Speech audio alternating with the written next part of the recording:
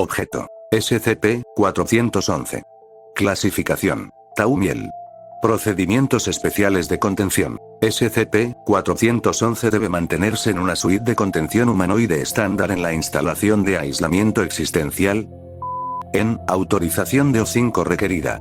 Todas las solicitudes razonables hechas por SCP-411 deben ser atendidas siempre que sea posible. Se debe proporcionar a SCP-411 un panel con varias pantallas de televisión que muestren cobertura de noticias las 24 horas del día. Las solicitudes de textos y dispositivos que aún no existen deberán ser archivadas hasta el momento en que puedan ser consideradas. Por el momento, SCP-411 no se considera un riesgo de contención. Toda la información recopilada de SCP-411 debe ser almacenada en la unidad de contención existencial y solo puede ser divulgada a discreción del Dr. A todo el personal que salga de la instalación de aislamiento existencial, se le debe administrar un amnéstico clase A. Descripción. SCP-411 es un varón caucásico de pelo grisáceo, ojos azules y de edad increíblemente avanzada. Las estimaciones de su edad biológica, basadas en información divulgada en las entrevistas, se sitúa en torno a los 400 años. Debido a la naturaleza de SCP-411, todo el personal de investigación que trabaje con el sujeto necesita una capacitación especial en entrevista y lingüística. SCP-411 envejece en reversa, rejuveneciendo al mismo ritmo que un humano normal envejecería. La memoria de SCP-411 también funciona al revés. SCP-411 no tiene memoria de eventos pasados pero puede recordar el futuro. Gran parte de la información que hemos recopilado sobre el SCP-411 a través de sus recuerdos, proviene del trabajo de un tal Dr. Lietaker, un individuo que hasta ahora parece no trabajar para la Fundación. Por lo tanto, se debe tener cuidado al aplicar esta información. SCP-411 habla un dialecto del inglés todavía desconocido, cuya gramática y vocabulario difiere significativamente del inglés moderno. Las personas que reciban formación en este idioma deberán tener conocimientos básicos de español, mandarín y cantonés y Haskell.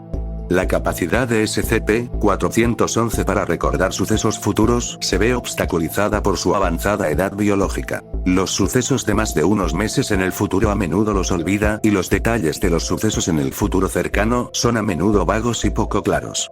Los acontecimientos que rodean a las personas que conoce son a menudo más claros, pero las omisiones no son infrecuentes. Además, las desviaciones de las memorias de SCP-411 del futuro causan daños mentales significativos a SCP-411 y a menudo pueden ocasionarle catatonía durante días. Debido a la posibilidad de que se pierdan datos valiosos de esta manera, particularmente porque un recuerdo a menudo desencadena otros recuerdos más significativos, las memorias de SCP-411 solo deben ser utilizadas en las siguientes situaciones: riesgo de lesiones graves, brechas de seguridad o muerte del fundador, obligatorio. Riesgo del escenario de la clase K, obligatorio. Riesgo de brecha de seguridad de clase 1, obligatorio. Riesgo de muerte de personal O5, aconsejado. Riesgo de brecha de contención significativa y destructiva de un SCP, aconsejado. Riesgo de brecha de seguridad de clase 2, sugerido. Riesgo de muerte de varios miembros del personal de investigación de alto nivel, sugerido. Aunque se requiere un curso completo de capacitación para interactuar con SCP-411, se deben seguir las siguientes pautas si se requiere una entrevista de emergencia. 1.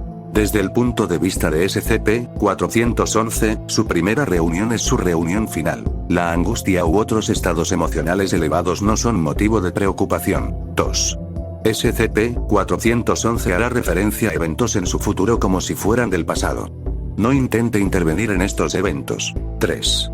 La perspectiva de SCP-411 sobre un evento es aproximadamente opuesta a la de un observador normal. 4.